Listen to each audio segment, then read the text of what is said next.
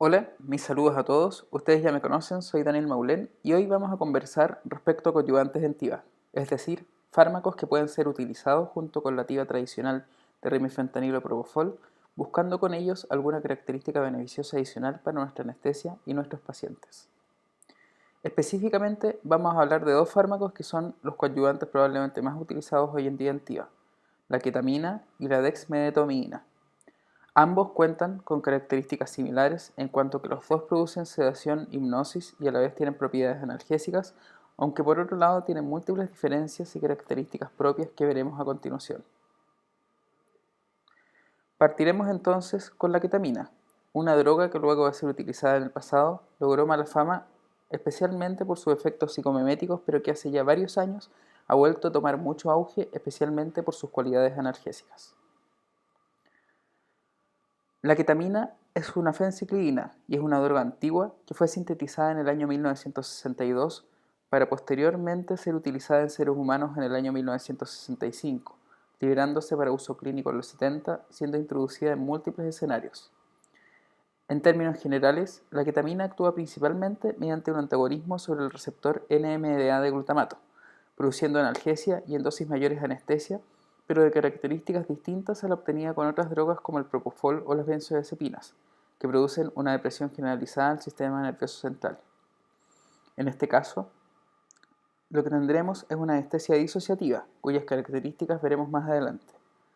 Respecto a sus efectos analgésicos, tiene demostradas propiedades en cuanto a la disminución de la hiperalgesia por opioides y tolerancia a estos, siendo utilizada en otros contextos también como herramienta terapéutica para el dolor crónico.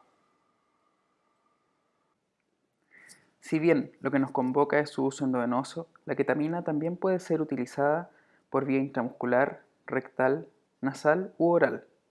Su presentación habitual es de 500 miligramos en 10 ml y corresponde a una mezcla racémica de dos enantiómeros, de los cuales la S-ketamina es 3 a 4 veces más potente que la R-ketamina, con un clearance y recuperación más rápido y menos efectos psicomiméticos. En Chile no está disponible el enantiómero S puro, pero sí en algunos países de Europa y es conocida como Ketanest. Como otras características, tiene un peso molecular bajo de 238 kDa, es parcialmente soluble en agua y su pKa es de 7,5. Su biodisponibilidad es de un 93% vía parenteral, pero tan solo de un 20% por vía oral debido a un extenso metabolismo de primer paso.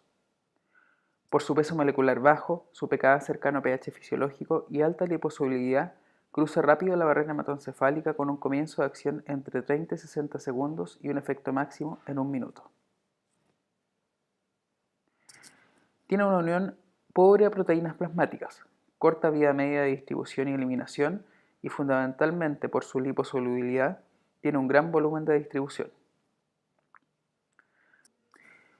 Respecto a su metabolismo, la ketamina es, valga la redundancia, metabolizada por enzimas microsomales hepáticas.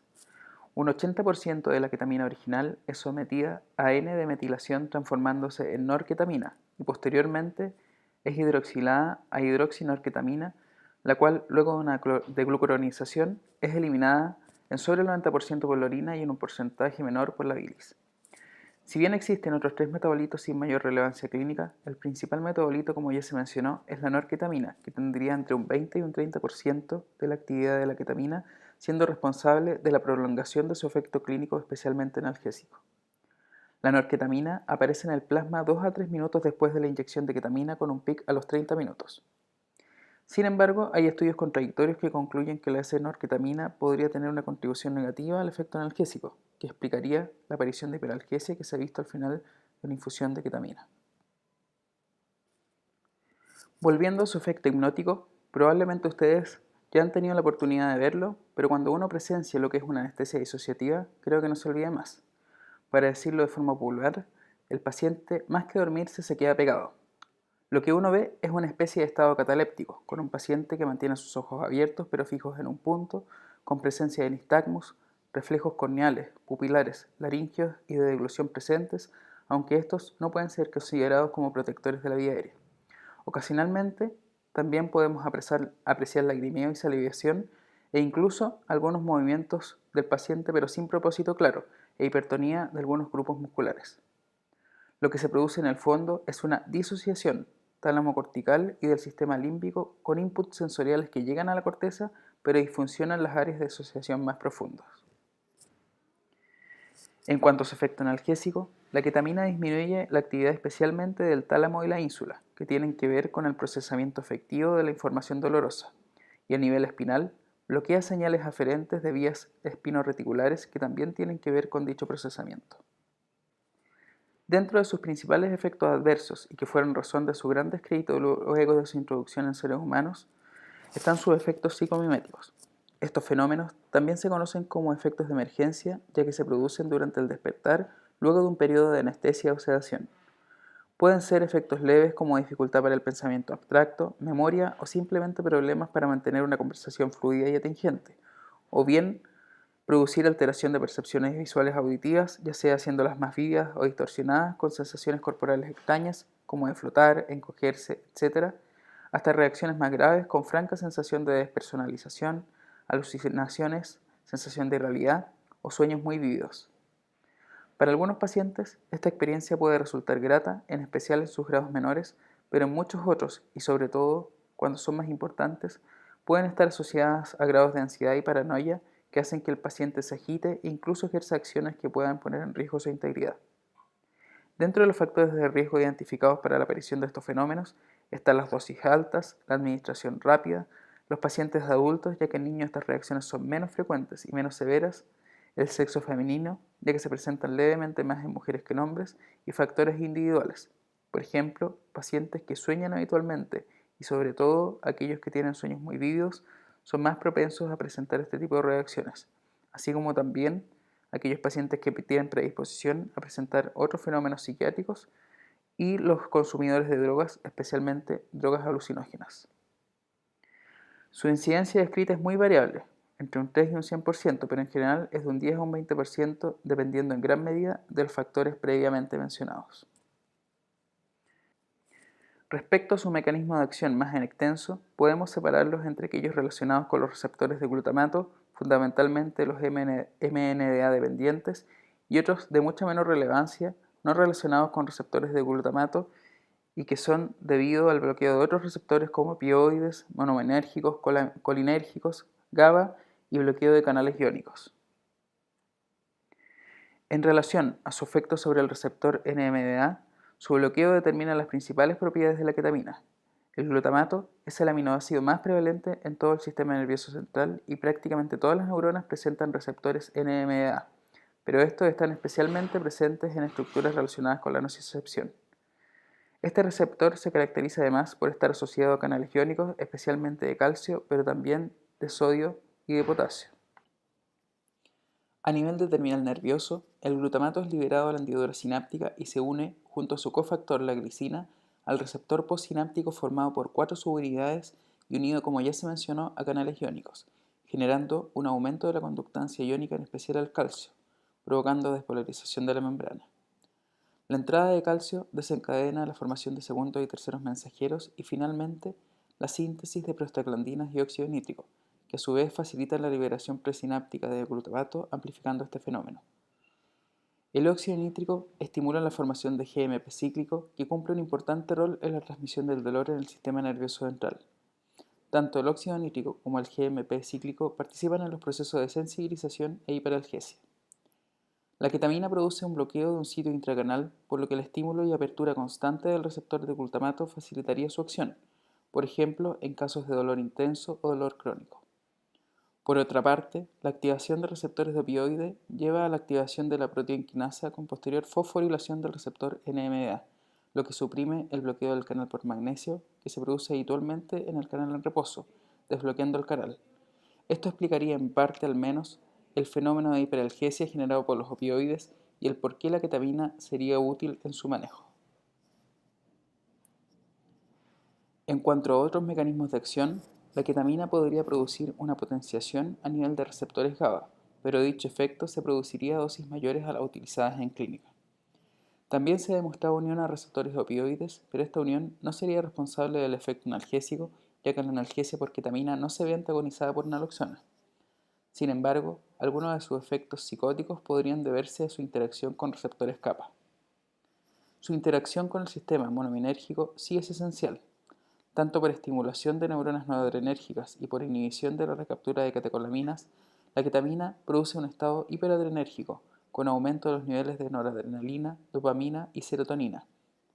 Además de los efectos hemodinámicos que esto implica, este mecanismo sería en parte responsable de la respuesta hipnótica, analgésica y psicótica, a su vez que explicaría la mayor incidencia de náuseas, la cual disminuye con el bloqueo de receptores de serotonina por ondansetrón. A nivel del hipocampo y núcleo estriado, hay neuronas colinérgicas que liberan acetilcolina que pueden ser activadas tanto por receptores muscarínicos como nicotínicos. La ketamina se une también a dichos receptores, fenómeno que también participa en parte de la generación de su efecto hipnótico y psicotrópico. Finalmente, también se ha demostrado interacción con canales iónicos tanto de sodio como de calcio y potasio. Por tal razón, se ha planteado un efecto anestésico local de la ketamina que, sin embargo, no sería relevante. Hablando más directamente de sus efectos por sistema, a nivel cerebral, la ketamina va a llevar a un aumento del metabolismo y del consumo de oxígeno cerebral, pero manteniendo el balance ya que esto va acompañado de un aumento mayor del flujo sanguíneo cerebral. Esto lleva también a un aumento de la PIC, lo que cuestionaría su uso en pacientes donde este fenómeno fuese indeseable, como pacientes tequiados, esto sumado a potenciales efectos neurotóxicos vistos experimentalmente pero no claramente demostrados en humanos.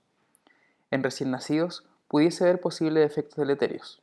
Estudios animales han demostrado neurodegeneración y secuelas cognitivas secundarias, por lo que su uso en niños pequeños estaría contraindicado. A nivel respiratorio, produce un mínimo efecto en el drive respiratorio central, con escasa reducción del volumen minuto, y si bien está reportado que pudiese producir alteraciones importantes o incluso apnea, este fenómeno sería raro y más probable con dosis muy grandes y al usar en conjunto con otros fármacos que provocan sedación en niños.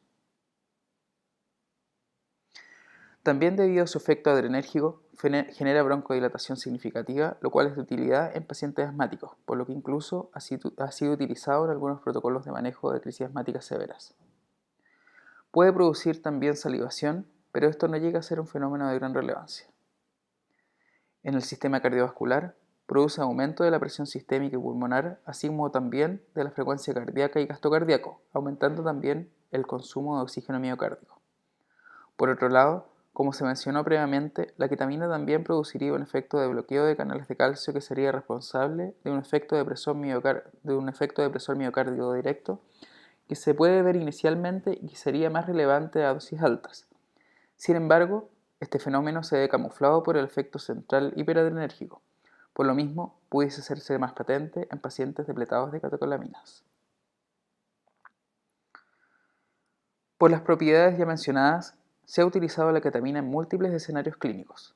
En cuanto a su efecto anestésico, sus efectos psicomiméticos han limitado su utilización, pero sin embargo puede ser de gran utilidad tanto como hipnótico único como en complemento con otras drogas en situaciones clínicas complejas, como hemodinamia inestable, con hipovolemia, choque hemorrágico, sepsis, depresión miocárdica, taponamiento cardíaco, pericarditis restrictiva, etc. También, como ya lo mencionamos, es de utilidad en pacientes con vía aérea reactiva.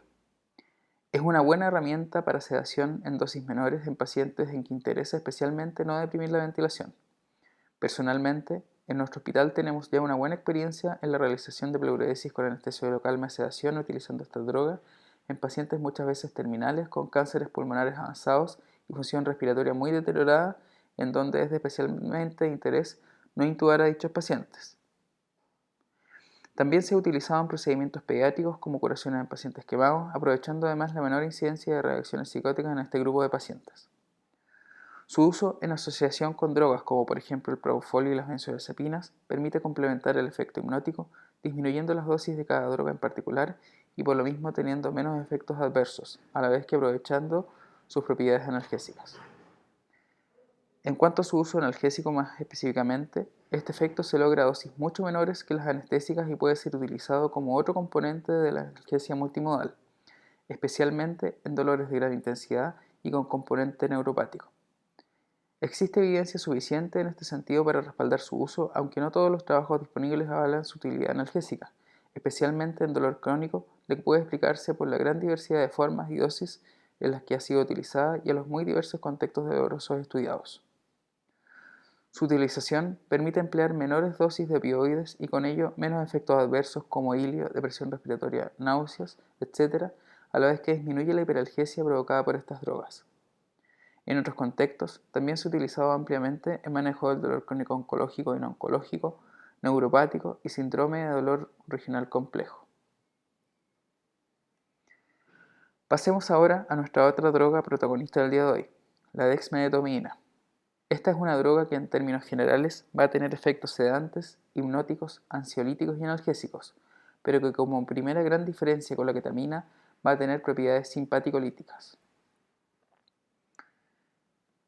La dexmedetomidina fue introducida por primera vez para su uso clínico en Estados Unidos en 1999, siendo aprobada inicialmente por la FDA para su uso en sedación por menos de 24 horas para pacientes UCI en ventilación mecánica y con posterioridad en el año 2005 para su uso en procedimientos dentro y fuera de pabellón.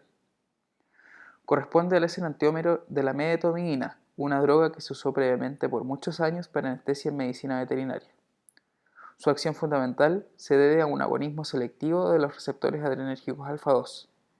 Es un imidazol al igual que su antecesor la clonidina, pero su selectividad por receptores alfa-2 es mucho mayor, con una relación de bloqueo alfa-2-alfa-1 de alrededor de 1600 a 1, mientras que con la clonidina esta relación es de solo 220 a 1. Esta droga es soluble en agua, tiene un pKa de 7.1 y se presenta como una solución isotónica transparente con 100 microgramos por ml de dexmedetomidina y 9 miligramos por ml de cloruro de sodio.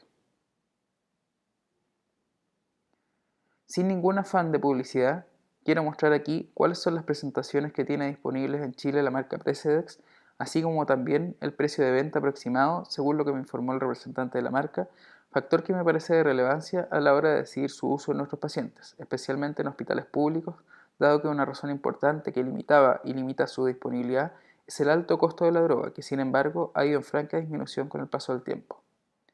Además de la clásica dilución de 100 microgramos por ml, también está disponible en presentaciones más diluidas y más adecuadas para la infusión continua, con 4 microgramos por ml. La presentación del frasco de 400 miligramos en 100 ml tendría un precio aproximado de 48.000 pesos, la de 200 microgramos en 50 ml de unos 27.000 pesos y el frasco de 80 microgramos en 20 ml de unos 15.000 pesos. Esto es precio de venta para hospitales.